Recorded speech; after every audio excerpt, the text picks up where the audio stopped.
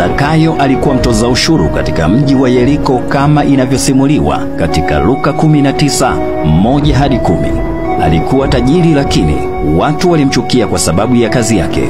Watoza ushuru walijulikana kwa kudhulumu watu na kuchukua kodi zaidi ya ilivyotakiwa. Siku moja Yesu alipokuwa akipita Yeriko, Zakayo alitamani kumwona, lakini kwa kuwa alikuwa mfupi na umati wa watu ulikuwa mwingi, hakuweza kumwona.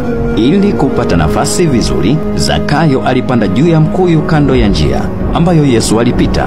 Alipofika mahali pale, Yesu alitazama juu na kumwambia, "Zakayo, shuka upesi, kwa maana leo inanipasa nikae nyumbani kwako." Zakayo alifurahi sana na kumkaribisha Yesu nyumbani kwake kwa moyo mkunjufu.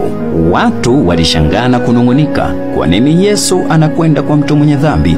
Lakini Zakayo, akiathiriwa na upendo wa Yesu, akasimama na kusema, "Bwana, nusu ya mali yangu nitawapa masikini, na kama nilimdanganya mtu yeyote, nitamrudishia mara 4 zaidi." Yesu akajibu, "Leo wokovu umefika nyumbani humu, kwa sababu huyu naye ni mwana wa Ibrahimu, maana mwana wa Adamu amekuja kutafuta kile kilichopotea." Hakika kulingana na simulizi hii, upendo wa Yesu hauchagui.